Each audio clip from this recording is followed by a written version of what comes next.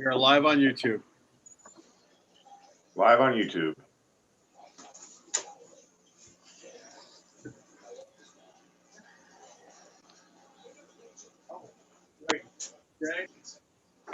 It is 7 o'clock. We like to do things in a timely fashion. So tonight we'd like to go ahead and call to order a special city council meeting on Tuesday, January 26th of 2021.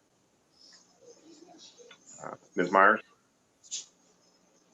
Mayor Baker? Here. Member Vulture? Here. Member Neary? Here. Member Nyman? Member Kelly? Here. Member Cornett? Here. Member Baszler? Here. City Administrator Fawcett? City, Here. yeah. City Attorney Edmondson? Present, thank you. I believe someone just joined. That's just joined. Ms. Nyman, are you present? I am present. Fantastic. Also, I'll take this opportunity. My name's Neiman. Thanks. It's a Swedish pronunciation.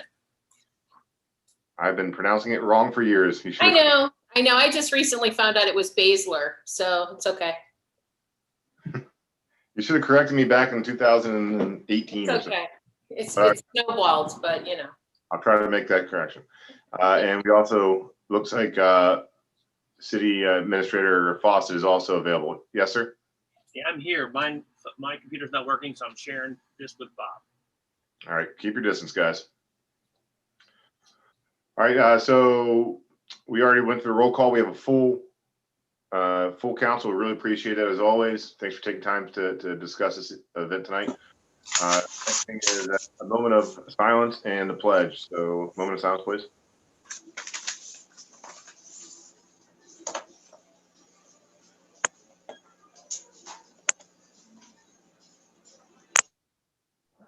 The pledge.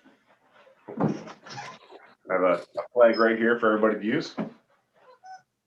I pledge allegiance to the flag of the United States of America and to the republic for which it stands, one nation, under God, with justice and for all. Love that one. All right, tonight we are doing basically, we're going to talk about COVID relief. So all we're going to do really is discuss the Economic Development Committee's plan for distributing the $126,000 that was granted to the city for economic development. Mr. Yoder is going to give us a presentation that he put together, and we're going to discuss it. If everyone is in favor of it, that's great. We can go ahead and vote on, or we can have a first reading today, and we can vote on it on Tuesday of next week, which will be our normal council meeting. The whole idea about this is to get the money out of our pockets and into the hands of the business owners as soon as possible. If you guys have any issues with the way that this was already brought up or drawn up by the Economic Development Committee, that's fine. Again, we can have those discussions tonight, and we can rework everything moving forward, and we can then have the first reading for the next one on the February 2nd council meeting. So again, we can get this moving to the business owners as quick as possible. That's the whole purpose of this, is to get everything moving as fast as possible out of our pockets and into theirs, because it's doing us no good sitting in our reserves. So do we have any questions about the agenda of this? Any concerns about the agenda of this? I don't know if it's about the agenda of it. It's about the timing of it. We created a committee to meet to discuss this. And obviously I was sick and was not able to attend, and that's not anyone's fault but my own. I'm sick. I feel like that there were maybe just Beth and Bob and you, Ben, in this meeting. I don't feel like there was enough conversation about it. I don't feel like Yeah. there was enough follow-up on it. I don't feel like there was enough information about it. We were supposedly supposed to have received some documents that came with this, and that all of a sudden they showed up today. No one had seen them until today. I just feel like that it's being rushed. It's not being thought out successfully well enough. I don't feel like there is enough given to the rest of the establishments within the city of Dayton other than bars and restaurants.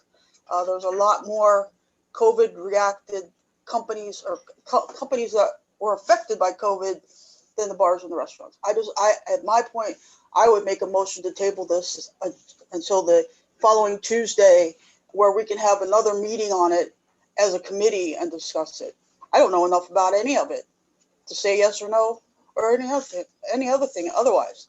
And again, that's because I was sick, but that shouldn't matter. I should still be able to read something and understand it, and I don't. Commissioner Cornett, this is Jay Fawcett. I'll take responsibility for this because I started this process before I got here. I kind of got it later on. I'd assumed that there'd been more discussion about it with the city commission, city council. So it's my fault, and I should have made sure that you all had more information. I will make sure that happens in the future. So I apologize that you got this information late. I'd assumed that people knew about this before, yesterday or whatever they got the information. So I'll take responsibility and ensure that you all have more communication in the future. I'm sorry about the fact that you feel like you didn't have enough. Mr. Ed, I have a question, Mayor, and this would be for Mr. Edmondson. I know, Ms. Cornett, you made the motion to table this. Since we are all here, we're meeting all the open meetings requirements. And since this does need discussion at least, and since no vote is going to be held on this tonight, I think this is a great opportunity to discuss all these questions, have Mr. Yoder do his presentation for what he's proposed, and we can all six of us give our feedback and get the answers all at once. So rather than tabling it, I would rather have the first readings and Bob's presentation so that we can get anything hashed out. Again, we're not going to be voting on it tonight, correct, Mr. Baker?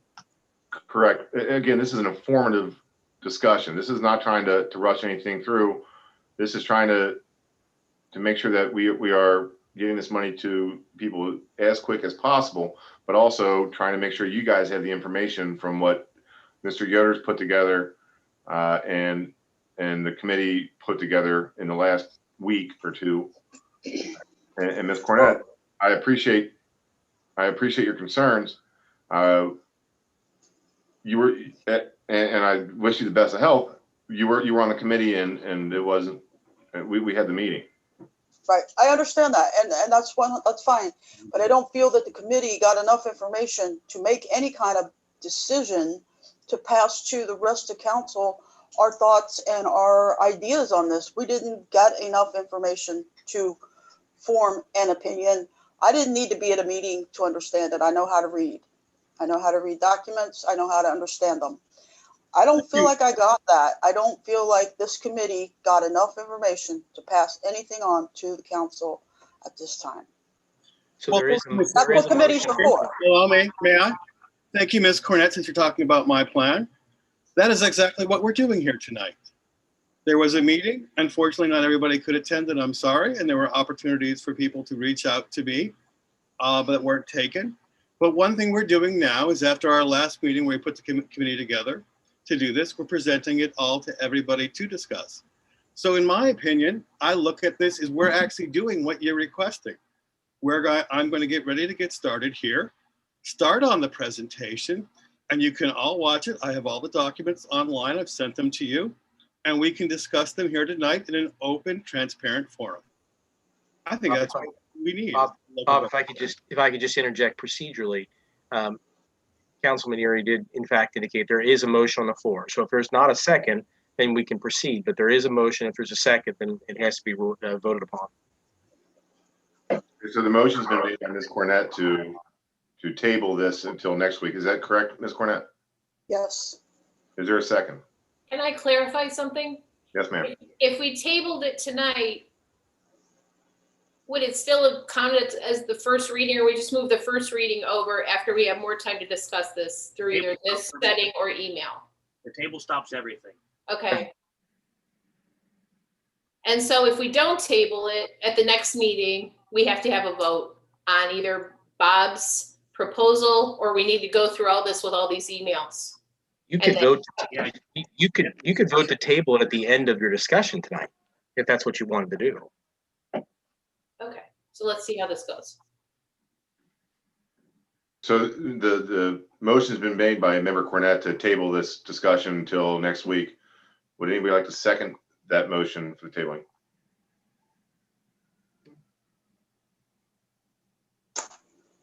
Three, two, one, and we will move along on the discussion of Mr. Yoder's and the Economic Development Committee plan for the distribution of CARES Act funding. So, Mr. Yoder, I believe the table is yours, or the floor is yours, if you'd like to present your plan, sir. Coming up right now.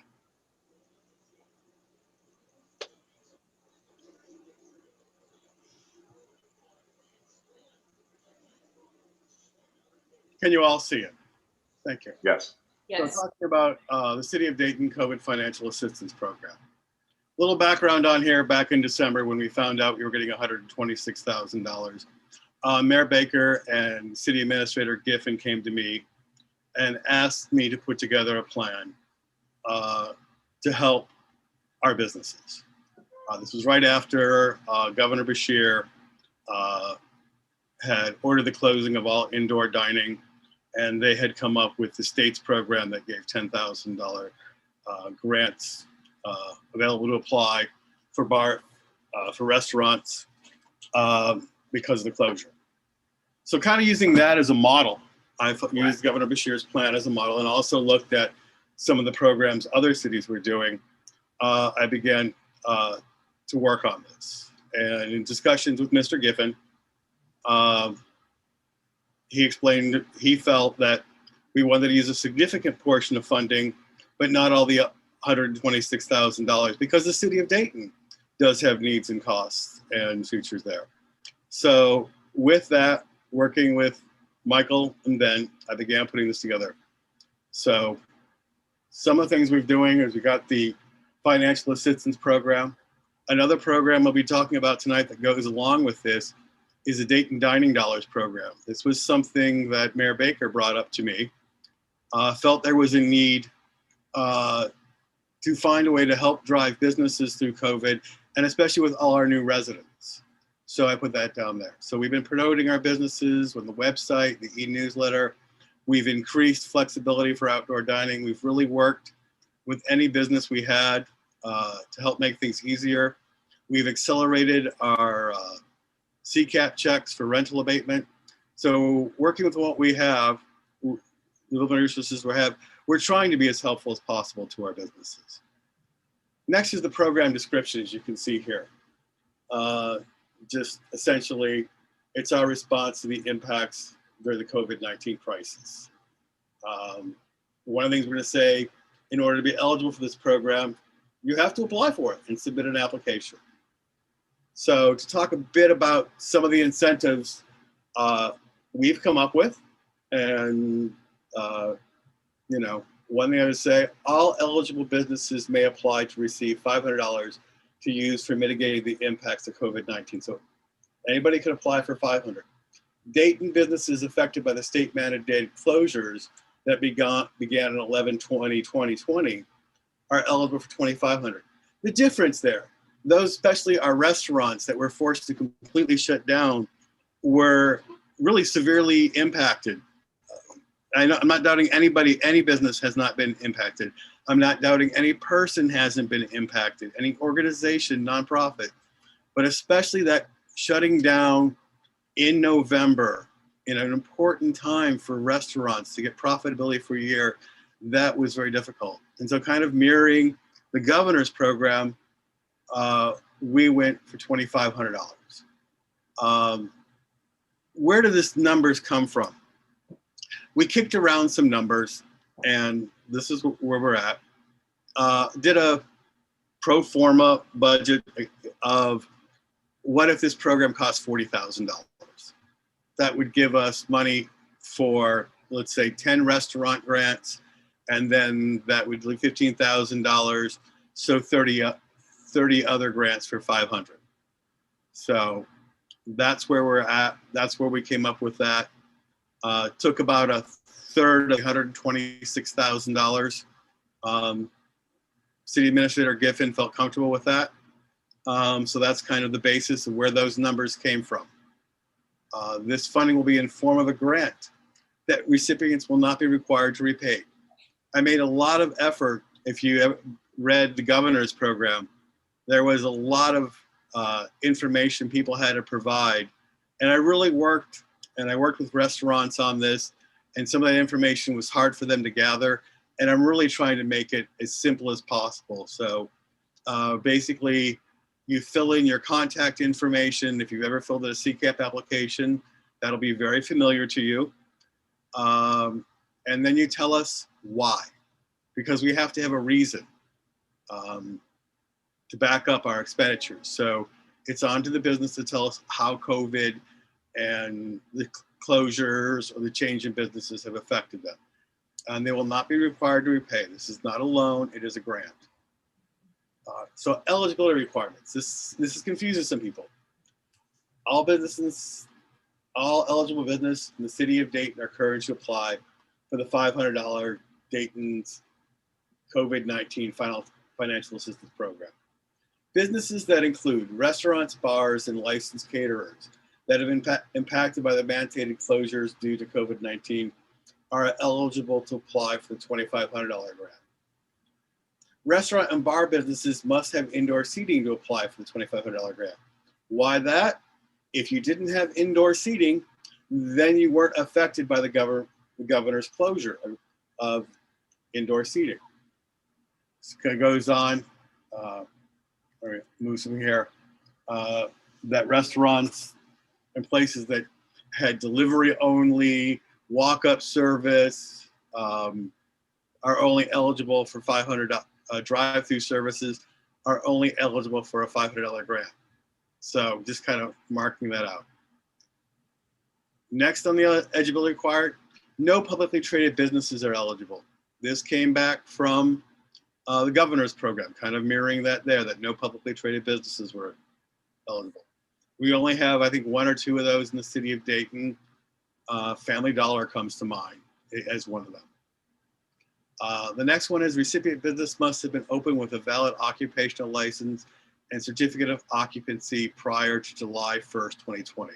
That was the start of our fiscal year. So this is for essentially existing businesses. The final eligibility requirement is recipient businesses must have a valid City of Dayton operational occupational license and be up to date on all applicable taxes, license, and fees. It seems simple enough. Donna kind of required this, that if you're going to get money from us, everything you owe us has to be in. So we do this with CCAP. If you don't have an occupational license or you're not up on your taxes, licenses, and fees, we will actually suspend your CCAP payments, rental abatement payments. So this is in line with how we administer our other programs. Approval. All submitted applications were reviewed and approved by the Office of the City of Dayton's Economic Development Committee. Okay, so all these will come in here and we'll look at them. You picked the Economic Development Committee last week. We'll look and evaluate all the applications, and go from there. So we can change this date. Application, I was hoping we could start moving forward.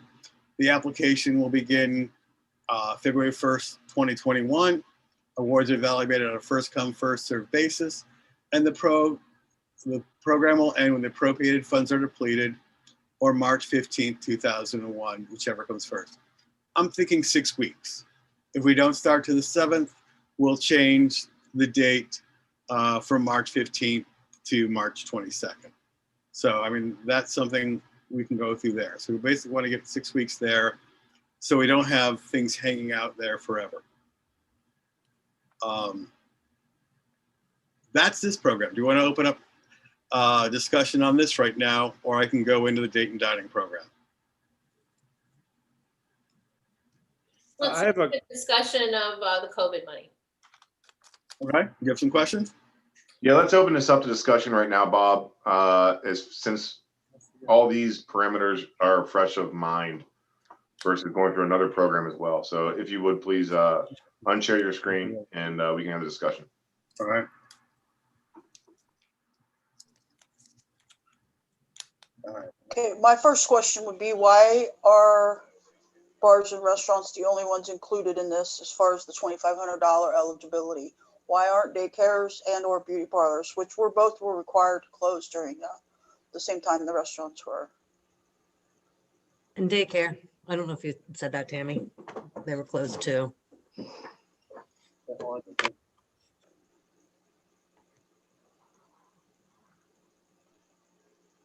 That's a great question, Mr. Yoder. Do you have a response for? I'll come back and say, by mirroring the state's grant program where he offered the $10,000 to restaurant, I was doing that. I have no problem if you want to add daycares in there. That's fine. Beauty parlors? Bars are already in there, Tammy. Beauty parlors are in there? Beauty parlors stay open. No, Oh. not. In Well, the November. problem's the date, because you're using the November date.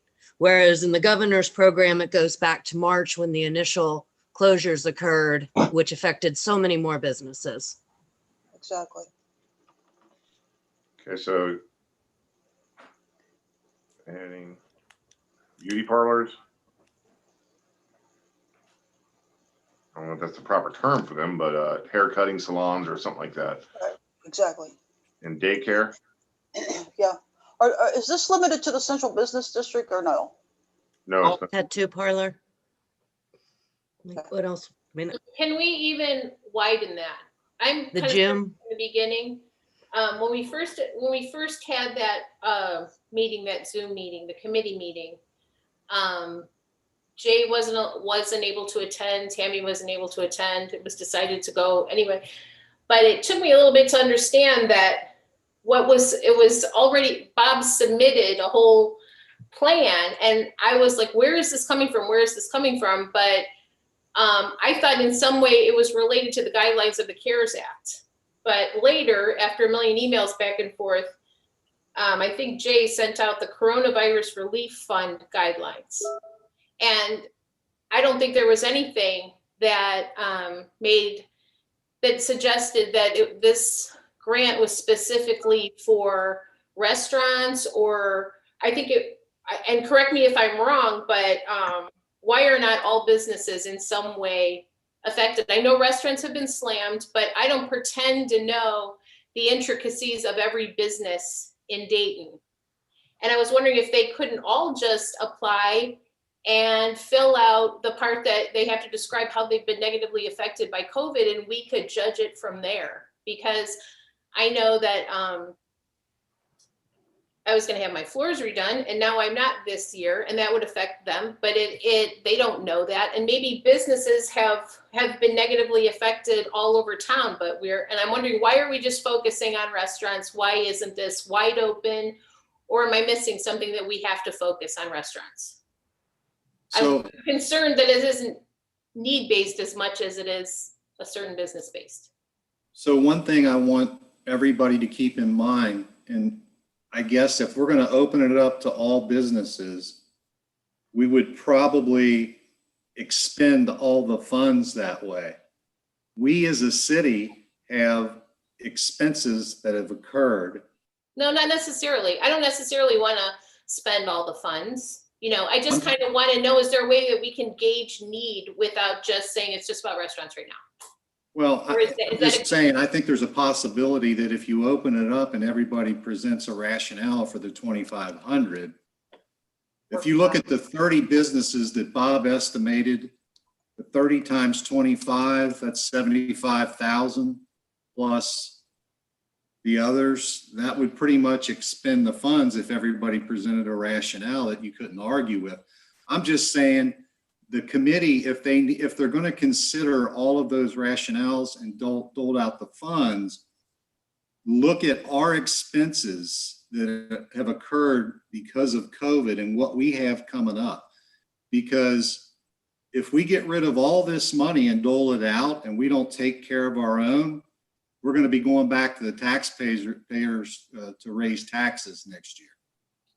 Yeah, I think that the 2,500 is an arbitrary amount. Maybe that's not an amount that we should be using, you know, but either the 500 or the 2,500, not sure. Yeah. And I think we got the first round, which was 400,000, which we We spent. haven't touched yet.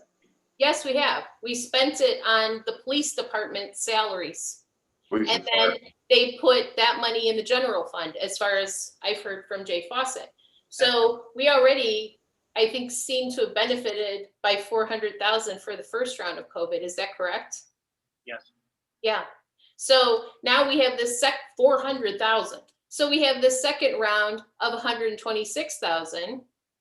And I don't know what other COVID needs we have besides the windfall of the 400. I don't know if we have those kind of COVID needs, but I'm not really, aside from that, just this 126, I want to review the coronavirus relief fund. If that is the document that we are operating off of, and everything that you're creating is either borrowed from other communities or it's a hodgepodge of the marrying, whatever you just said, you know, maybe we should start I didn't know that everything actually was coming from this coronavirus relief fund document.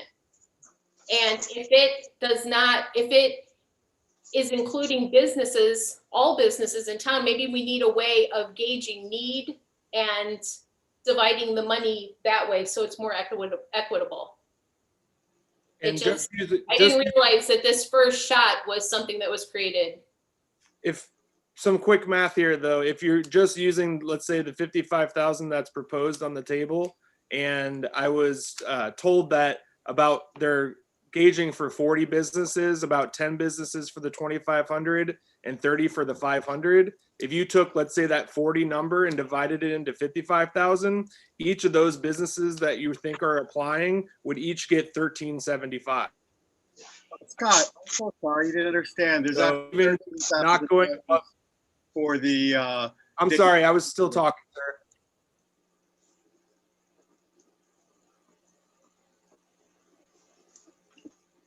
Sorry about that. So yeah, so if we divided that, not raising the money over the 55,000, so like Jeff said, we might have some other expenses that we don't know about. That would at least be an equitable solution and easy, actually even easier than the plan that was suggested. So that's just some easy numbers I'm throwing out there. You have the floor, Mr. Yoder. Well, there were two aspects of the $55,000. I'm fine with it. But there was 40 for the COVID financial, and I have to allocate all the funding for the Dayton dining program that we're at risk for. That's what's there. But again, as I told you in email, council has every right and to increase, decrease, keep it the same. This is a number, I won't quite say arbitrary, but a number of discussion with City Manager Giffen was one we all felt comfortable with. But I think the council having the decision or even just the say and being able to say how that sum is divided. Right now, we are here to vote on the total, which I don't think anyone has a problem with. I think it's the division and to make sure that it's equitable across businesses because everyone is affected by this. Sure, at the beginning, restaurants definitely had a hard hit, but a lot of those places were also available to apply for PPE loans. So some of these other businesses haven't yet. I mean, it's just, I think once you start looking at who's really suffering from this, and once we gather the information from these businesses, like you said, they still have to fill out an application, we'll actually be gaining a whole bunch of data on any of their businesses. We'd be reaching out to every business in Dayton to see how they're, sorry, I'm cutting out. Yeah. We'd be able to reach out to each. 15 seconds. Okay, sorry. we'd be able to gain a whole bunch of data that Dayton hasn't ever had before on our businesses by letting everybody apply for this and showing how the pandemic has affected their business. So I think just assuming that just because you're a restaurant, I mean, restaurants do have a workaround. They are able to have carry out. So, but like Beth said, with the point of her not buying a new kitchen floor from the flooring company, they don't really have a workaround. So I think that's just something we need to consider. And I think an easy solution would be to come up with a said number and divide it and then have the applications go through committee. I think this is, you know, as Scott said, I think that is a really great point, that this is an opportunity to learn more about the businesses too, and learn how they might have been affected. It would inform for future decisions as well, possibly. If I may, can I jump in here? And this is really a question for Mr. Fawcett and I guess Mr. Edelson. Is there any limitation set down by the state in this grant, in this particular grant, as to what it can be applied to? Yes. It requires that the businesses are adversely impacted by COVID-19. There are some businesses that are actually doing better because of COVID-19. In fact, I know a guy that's in the woodworking business, form business, and he can't keep up with the business because everybody's redoing their homes, they're redoing stuff. So some businesses are not adversely affected by it. So the requirements are they have to be businesses that have been adversely affected by the pandemic. Any business. There's no limitation on the type of business. They give broad discretion to cities to figure out who gets paid and how much. As long as you know that it's benefiting businesses that have been adversely impacted. Okay, so the conditions do not include that they had to be closed, because as was brought up, daycares were closed, our chiropractor was closed, not just the restaurant. While other businesses were allowed to stay open. So there's no limitation on this grant set down by the state as to whom we could award the funding to, correct? That's really federal guidelines that are passed through the state. So yes, no, that's correct. Any business will be eligible as long as we can show that they were adversely impacted by the pandemic. Okay, thank you. So one of the things I was wondering, if we're going to have these businesses produce a rationale of how they've been impacted adversely by COVID, what are the requirements going to be in terms of evidence? Are we looking at lost revenue, their books? Are we looking at lost employees, lost services? What are we going to require as evidence? Because anybody can write up a nice flowery rationale, but there has to be some form of evidence. Now, with the PPP, they required you to actually show documentation before you could get one of those loans. The federal government required you to show that you had actually, kept employees employed. The new PPE basically says you have to have a 25% decrease in a quarter over the previous year. So the federal government's requiring for those types of loans that you show some sort of financial adversity as a result of the pandemic. You could do that, I guess, if you wanted to. I mean, it would add a lot of complexity to the analysis, and again, you'd have to make sure they're providing financials that are legit. Yeah. So pretty much, if they're getting the PPP, they can prove it. If they can prove enough to get the loan, they can prove enough to get the grant from us, I would think. Yeah. No. They got PPP, that would be a good basis, but a lot of people don't qualify for it, like one of the council members said, so they didn't get it.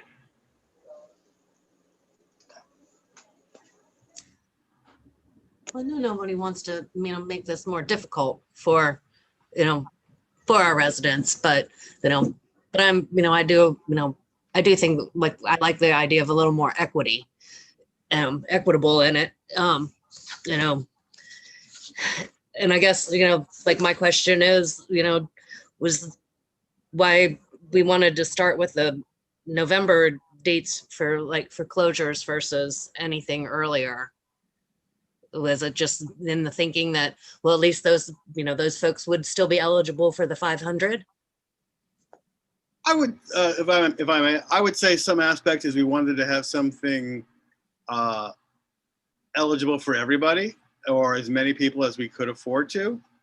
And I think at the time in December when we were putting this together, maybe it was because what the restaurants were going through at that time was top of mind, and looked at how they were struggling, and I may say a bit of a calendar is looked at what was happening on that moment as opposed to what happened last spring. So kind of looking at a program with the funding from now to what seemed to be the businesses that were most impacted at that time.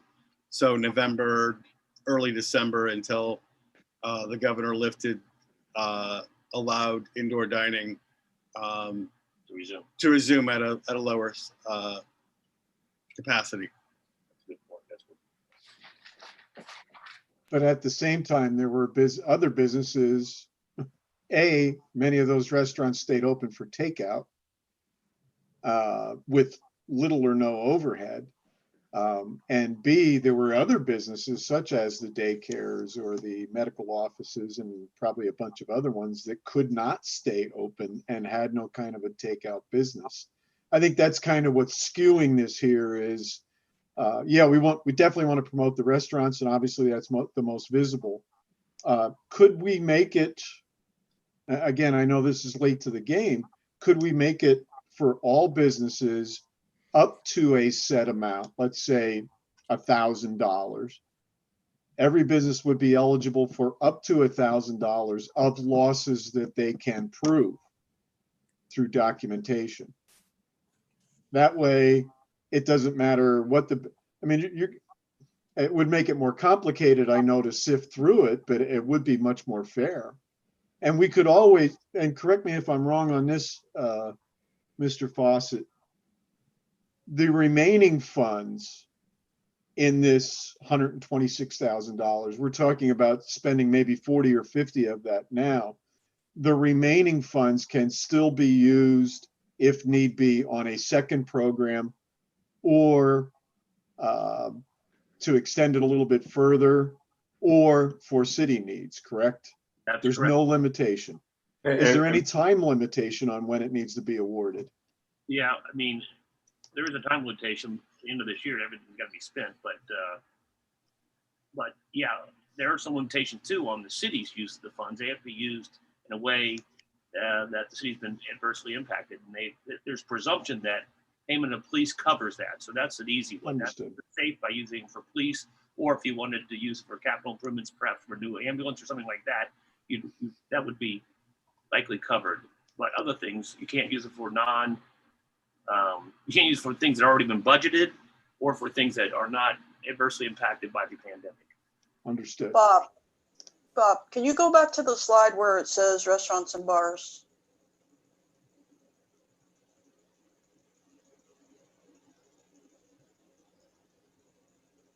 Sorry.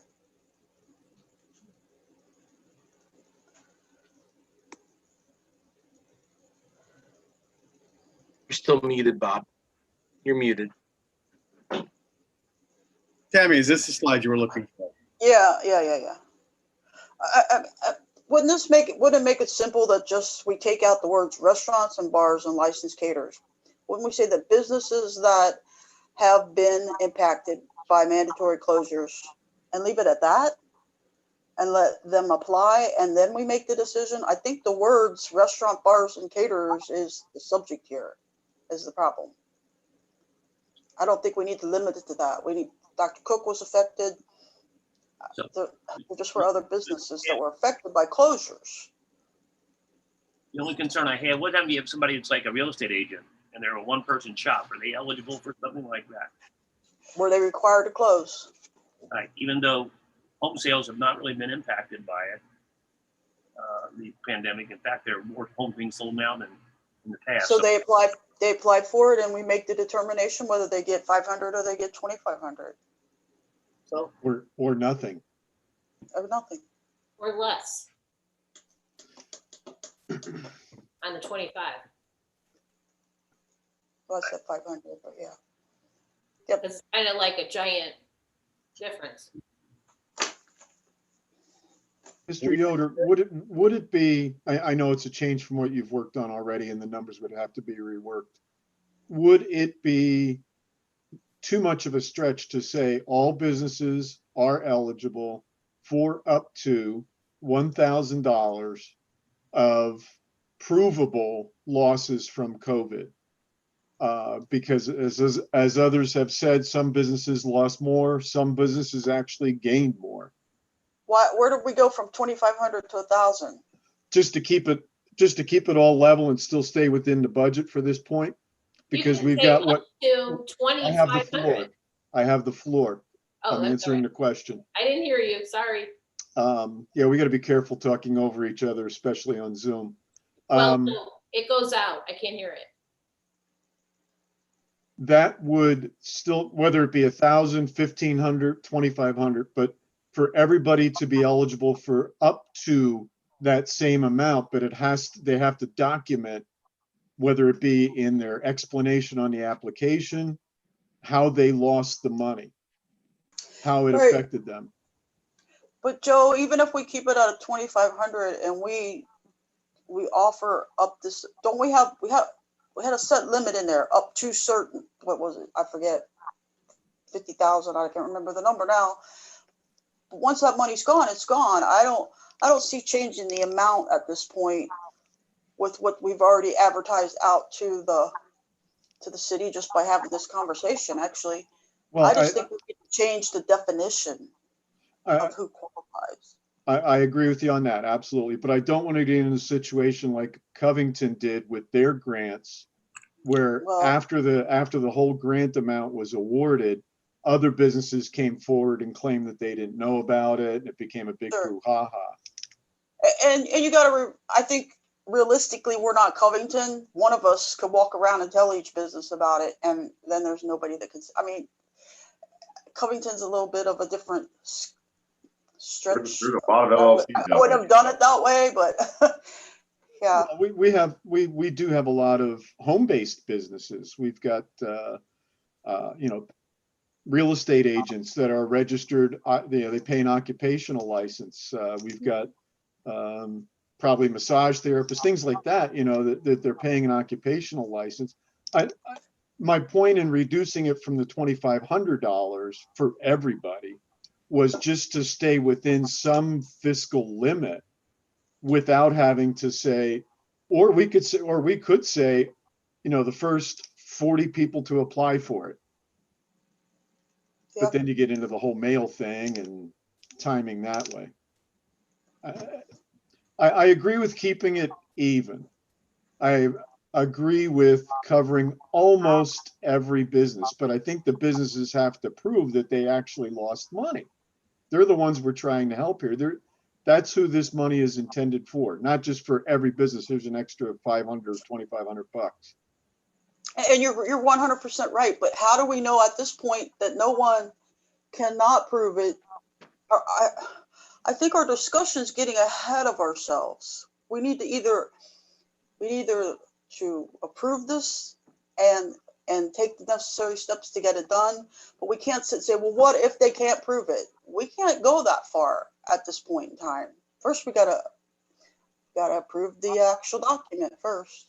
Well, and we're not approving anything tonight. We're kind of I solidifying. understand. Yeah. But it feel like we're getting ahead of ourselves. Well, maybe my other questions may help resolve that issue. We talk about an economic development committee. Mayor Baker, since that's going to be the deciding group on these applications, who are the members of that committee? The members will be Member Cornett, Member Neiman. I apologize, Miss Neiman. Thank you. You're very welcome. And myself, and it would be also advised by Mr. Fawcett.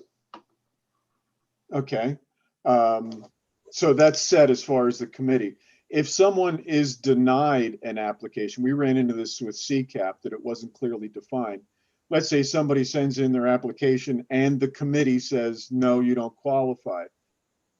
There is no appeal process, correct? Not the way it's currently written, that's correct. Cool, we've got to make that very clear. Is there, and a deadline for accepting these applications, I don't know, is that covered in here, Mr. Yoder? March Yes. 15th? Yes, it is. I have it as March 15th, but I was thinking 6 weeks. Okay, I don't want it hanging out there until the summer. okay. And I would also have a concern that, again, I don't want to run into a situation where somebody comes up later and says, hey, I didn't know about it.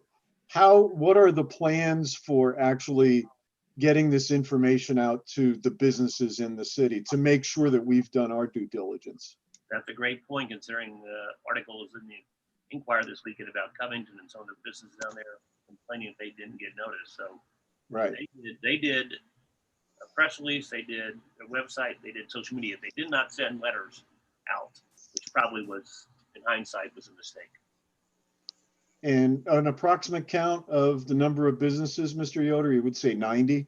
Yeah, I would say about 90 businesses, less than 100. If you want us to send out a letter to all those with occupational licenses in the city of Dayton, informing them that the program is out there, we could do that. I think that would be wise, just to make, That's not fine. everybody's on Facebook. I understand. I agree with you. I have no problem getting the word out. That is Okay. fine. I think that would be critical to making sure that this is done fairly. Joe, And then- could I add on to your question there? Would perhaps including the application with the letter? That way they've got all of the information and can choose whether or not they want to pursue. Or you could put a link in there and put it on your website as a PDF. They could go there and do that as well. I'd say a Yep. little- Yeah, I just don't want to have somebody pull me aside a month from now and say, hey, I didn't know about it, or why was I denied? And I'm not on the committee. You'll have to ask the committee why you were denied. But I think that the question that we've got to answer then, if everybody agrees with that part of it, the question we've got to answer tonight is finalizing this for a first reading. Mr. Edmondson, I imagine we could make changes to this tonight and have another first reading, correct? That's correct. Or you could move it forward and make subtle changes to it on the second reading. You're allowed to do that as well. The answer to your question also about who makes the determinations within the actual committee on eligibility and rules. I mean, that's totally going to be up to them. If the council wants to give any parameters, they do it now. But ultimately, that committee are the ones that are going to sit through all the applications and make those decisions. But as far as what we've got tonight, Jay and I talked about it, and as well as the mayor. I mean, the goal is to put the money into an account so that you guys, whoever the committee is, can start making the necessary decisions on moving forward. And that's really all these ordinances do. They earmark it specifically, that $55,000 number. If that's the number the city's comfortable with, you can change it whatever number you want. But at least these two ordinances allow that process to take place. Right, and that's just an authorization to take the money and move it into economic development. Those are the two ordinances that we're having the first reading on. This presentation here, the proposal for the program, is simply that. It is separate from the two ordinances, correct? Sure, that's exactly right. All right. So we could have the first two readings and still massage this, the parameters of this program between now and next week, correct? Absolutely. Yeah, Commissioner Neary, it's not unusual. Like Kentucky statutes are passed, and then they send it out to administrative agencies to promulgate regulations. It's very similar to here. You pass the statute, but you could have staff promulgate whatever the rules, regulations you want for the program. And the only thing we're really setting firm tonight with that first reading is the amount being moved into economic development, the 55,000. Got it. In a nutshell, that's it. So I think, unless anybody else has any other input, I think to hear Mr. Yoder through with the rest of the presentation as far as the Dayton dollars, so we can decide Is that enough money? Do we need to make some changes between now and next week? Would that be correct, Mr. Fawcett? What's that? Would that be your advice to? That exactly the way I would do it. Okay, thank you, sir. Then if council's ready, I'll go on with the Dayton Dollars program and talk about that, and we'll move over from there. So I'll share the screen again. Do we have any other questions from council? I just wanted to say real quick that in the future, you know, when we're going to do these committees, or even just because of COVID, we're communicating so much through emails and Zoom, that we can just start.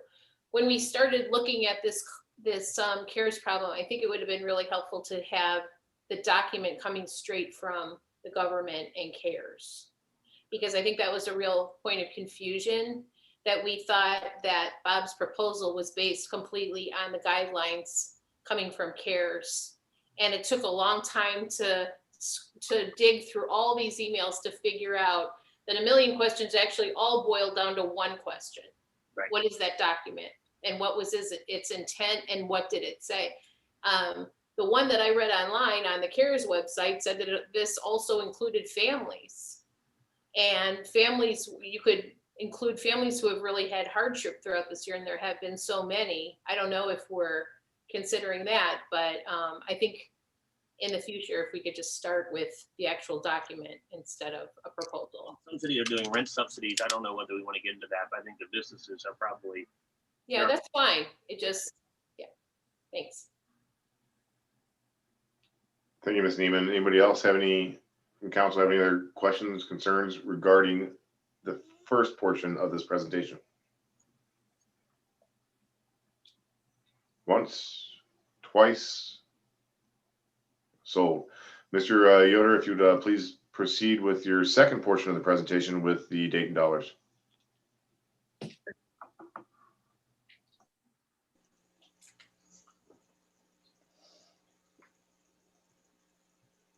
Oops. All right. Dayton Dollars Dining Program.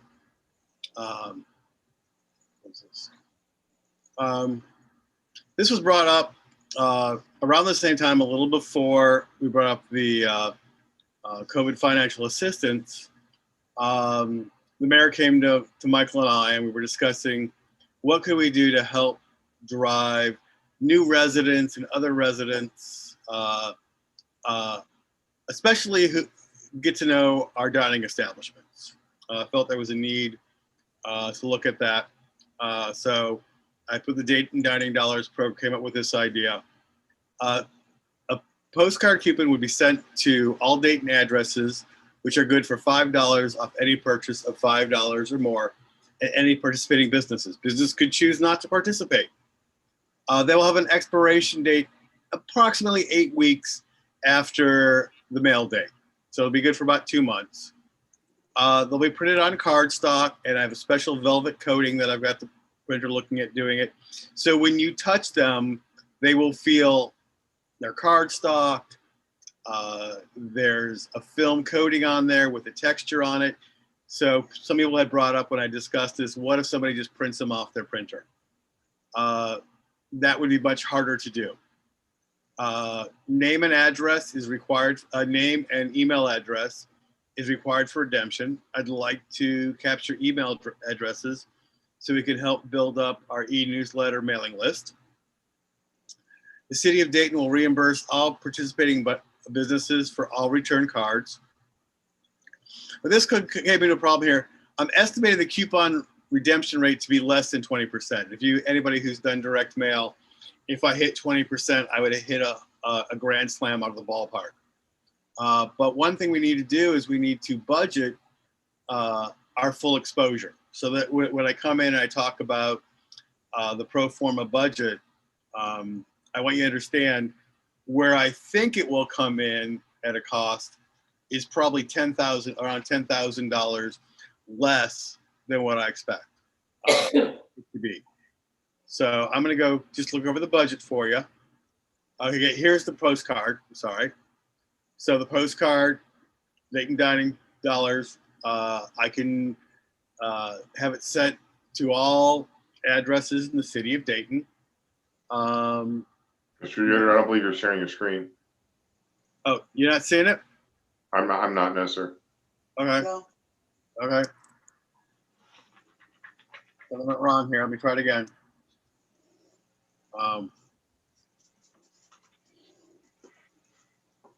Share screen.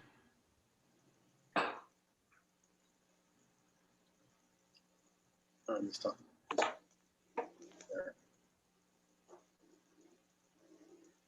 There you go. There you go. I'll just do it this way. I got too fancy doing a presentation. You can see here, list of participating locations, print your name and address. This is an example of what the postcard would look like. Arrive to all the addresses in the city of Dayton. So that's there. The next one is kind of the budget.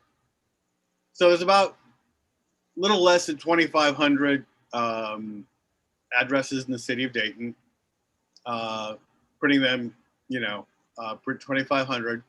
That cost is about $1,100 with printing and mailing costs. And then what total projection cost would be by redemption rate. So I've done 5, 10, 15, 20, 40, 60, 80, give you an idea. My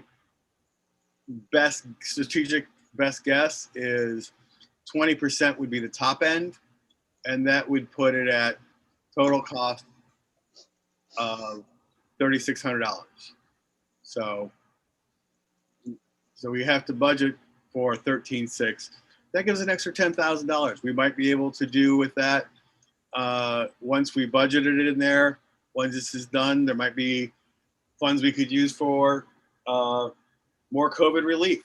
Maybe there were some that we felt were valid applications for COVID financial relief, but they just didn't make the top. So not dissimilar to how we got the RTP funding. Some funding wasn't used. They went back, came back and said, what are the next best projects available?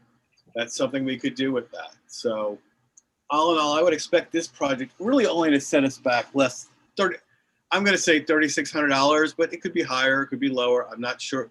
I don't know until we get redemption, but that's what we're looking at here. So the idea is to let our residents, especially our new residents at Tapestry and Gateway and other places, people who've moved in, really focus on the dining restaurants that we have available.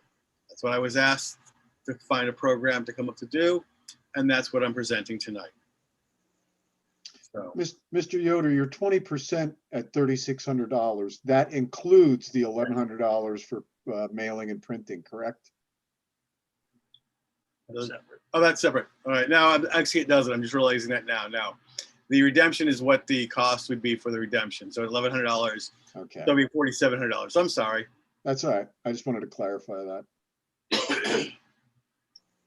And would these, I'm sorry, is it the end of this part of your Yeah, this is presentation? this last slide. Are these going to be limited to where they can be redeemed? For example, Circle K, Hansman's? This was focused on our dining establishments, Joe. So we'd be focusing it on that as a Dining Dollars program. It's a Dining Dollars program. And if you can see on the screen, oh, maybe you Okay, can. Yeah, I have a listing of participating locations. So gotcha. there could be some restaurant who decides they don't want to participate. That's fine, but I've talked to most of them already. I haven't gotten too deep in this since we haven't approved it. I don't like to put the cart before the horse, but I've kicked it out to most of the restaurants and said, hey, we're thinking about this. Would you be willing to do this? And we're trying to do it really simple. You get the postcard, you get the name and address, you put it in an envelope, and then I'll run around once a week and pick up the envelopes, count up, and say, you've got 20 cards, you get $100. That wasn't me. That was not me. Expiration date is really the question on this because, we're not through this COVID thing yet. We may even have another set of shutdowns. What is your proposed expiration date on redeeming these? I was thinking 8 weeks after mailing. I'm flexible on that. You wanted to go 12. just don't want to stretch it out too long. I don't want to be doing this in next December. Right. So 8 weeks, arbitrary number, 2 months. You know, if you had this thing sitting around for 2 months and you didn't use it, you know. Well, my real concern is, especially like with Riverside Marina, they won't be opening until late March, early April. So And as I said, there may be another set of delays in being able to open. I'd be fine with leaving this open until June the 1st or even June the 30th. I have no problem with that. I just want to make sure we have some date that it's an end, so it doesn't go on forever.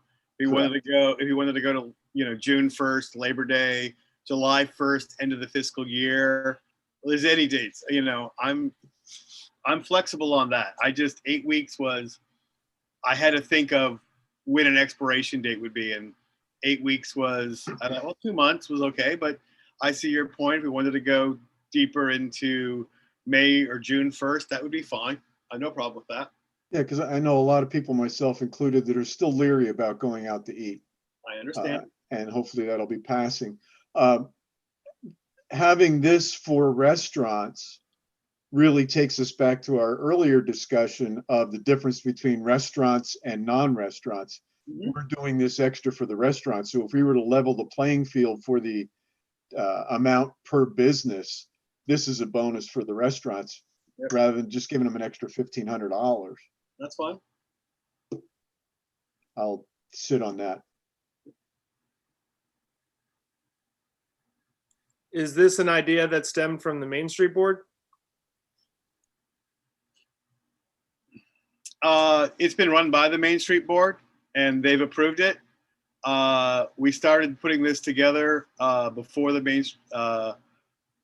between Main Street Board meetings, and I brought it to them and we've discussed it. So no, it didn't come from the Main Street Board. It came from the mayor asking me what we could do to help this and help this problem. I put it together and have presented it to the Main Street Board and they've approved of it. And did you like the printing cost of $1,100? I assume that just comes from a fancy paper. Is there any other way to cut that cost down? Because that kind of seems like a high cost from the beginning. Scott, that includes printing the postcards and the cost of mailing and getting the list together. So it's printing the postcard, labeling, getting the addresses, addressing each of the postcards, and paying for the postage. And is this supposed to come out of the COVID relief money, or where's this budget? Where's Yes. this coming from? Coming out of the COVID relief money.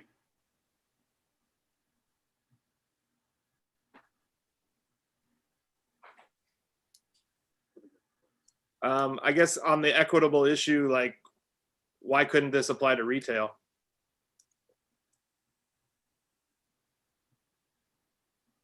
It's a Dayton dollar dining programs, and that's what the mayor and city administrator asked me to come up with.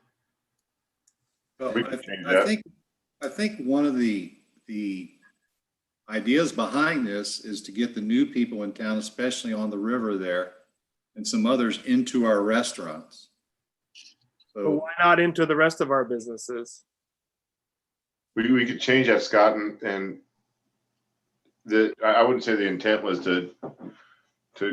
sure, that's an aspect of the program would do to get new people who are new to our neighborhood to visit our main street, but it's also to get everybody into our main street and to continue to utilize our restaurants, our businesses. So Scott, if you want to take off that middle D and make it Dayton dollars, I don't have a problem with that. That was just the original intent. That's why we're having this discussion today.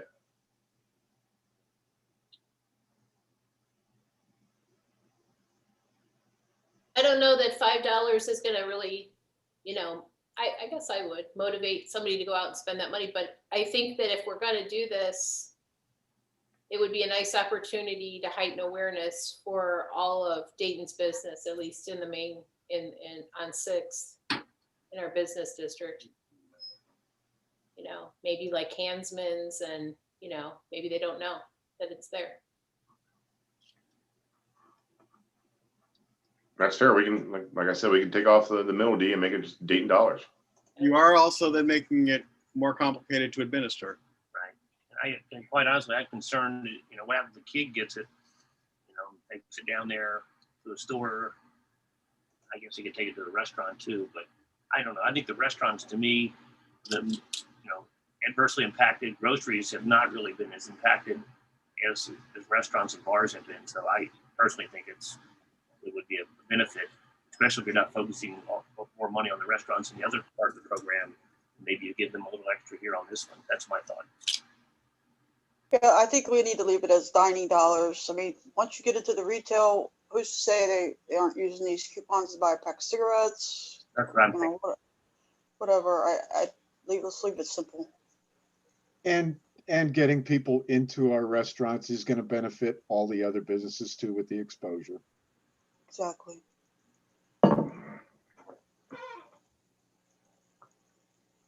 I'd be cool with this part. I don't know about everybody else's thinking, but I think what we'd have to do is go back to that first. That is the end of your presentation, I presume, Mr. Yoder? It is.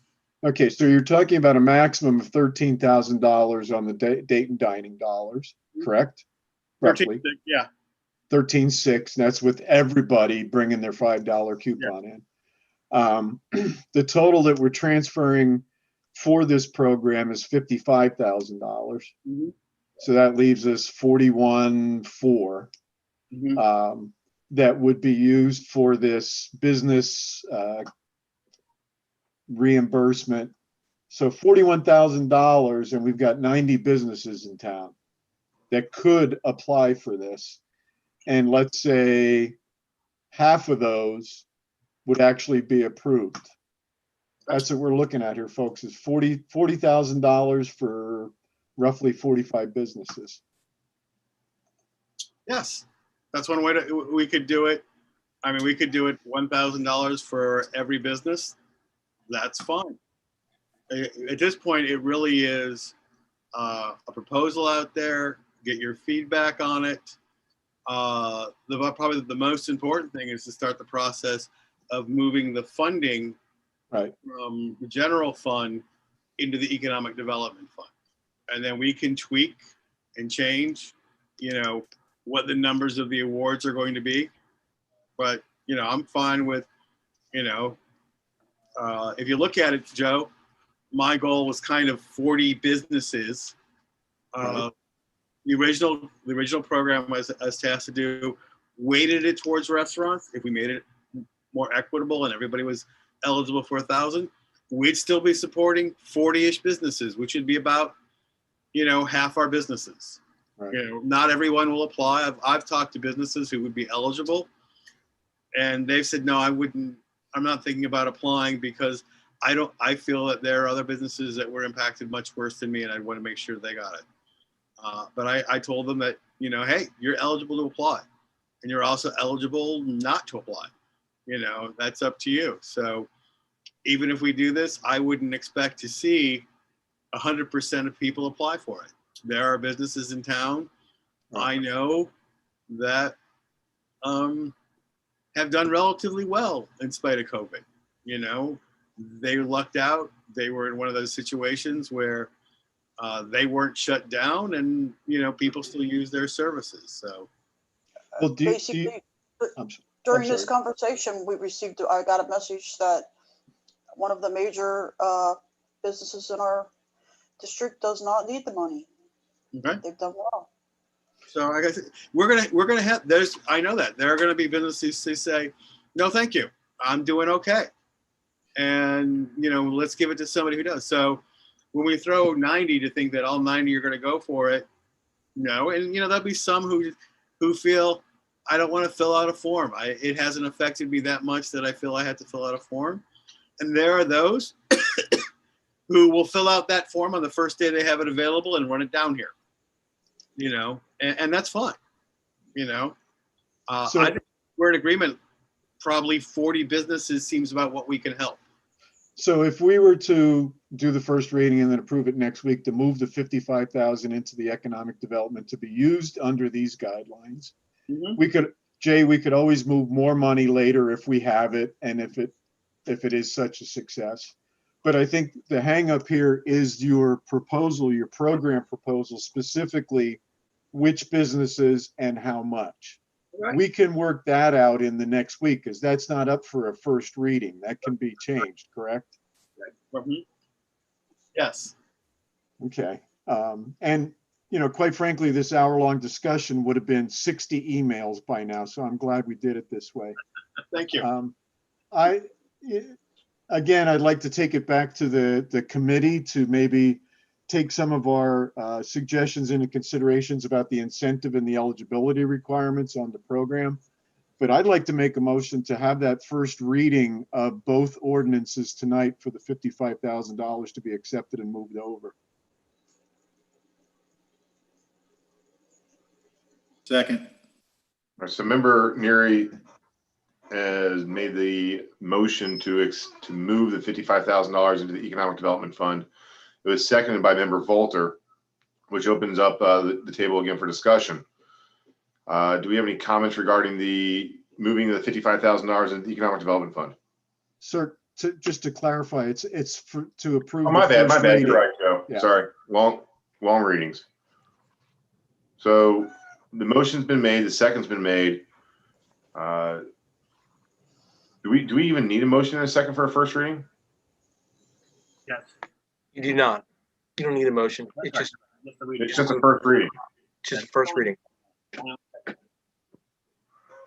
Basically, end The the only- discussion. The only question I would have is, will the committee be able to meet between now and next Tuesday in order to try to iron out this application and the parameters of that? I mean, I'm good with moving the money. Like, I think we need to take that action. But, you know, a realistic timeline to refine the program, I'm not sure if that is next Tuesday. I can make it. I'll make time for it. We'll make time for it. I can make it. Right. Getting this money to the people who need it is the most important thing. We're sitting on money that we need to get out to people. That's why we're trying to move this, Right. not to sit in our coffers. So I'll make any available time to meet with the committee, to meet with internal staff, to make sure that this is ironed out before Tuesday. And then we could have a second reading discussion. If that doesn't work, if council is still not happy, then we can have the second meeting that's on the schedule in the middle of February to do it then. Again, the purpose of this is to get this out of our hands and into the hands of people who need it. I would suggest that we actually read the ordinance for the viewers. Ms. Myers. First reading, City of Dayton, Kentucky, ordinance 2020 number 3. An ordinance accepting CARES Act federal funding in the amount of $126,283 and appropriating these funds in the fiscal year 2021 budget for the use by the city in accordance with the act. That was the first reading. Second ordinance too. And the first reading, City of Dayton, Kentucky, ordinance 2020 number 4. An ordinance amending budget ordinance 2020 number 9 to change funding and to appropriate $55,000 to an economic development fund and creating a line item fund named CARES Act Coronavirus Relief Fund, specifically for the purpose of implementing a CARES Act relief fund and allocating those funds for qualifying expenses under the act and declaring an emergency. You know, I would just amend that, not declaring emergency. Remove that last part of it. So Okay. So under the act here. sorry. Right, and declaring an emergency. And then next week, actually, we'll do a second reading on both of these, but will we have to do a council vote on the program terms, the eligibility requirements, et cetera? Will that have to be approved by council, or are we giving this committee carte blanche to make the changes and spend the money? That's for you guys to decide. The council as a whole. Okay, and that, we can do that next week, correct? Yes, sir. Thank you. Mr. Yoder will be in contact with each of you individually.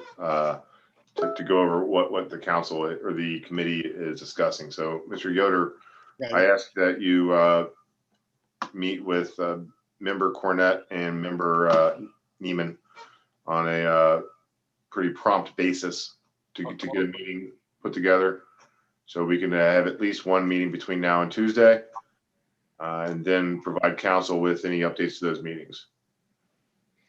Sounds good, sir. Can I just clarify something? Sure. So so today's the 26th. So this week we're going to be making changes to the initial plan. And so we'll be talking in committee, but then there's also communicating out to the rest of the city council to get their feedback so we can keep tweaking it so it's hopefully ready to be voted on next Tuesday, right? That's correct. So there's been a little bit of miscommunication or in this first process. So how do we smooth that out? I mean, maybe we do this all by email again, but like who's responsible for taking what the committee has said, taking notes on that, and then forwarding it to the rest of the council, or like, Mr. Yoder is. okay.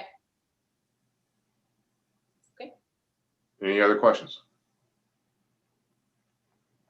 All right.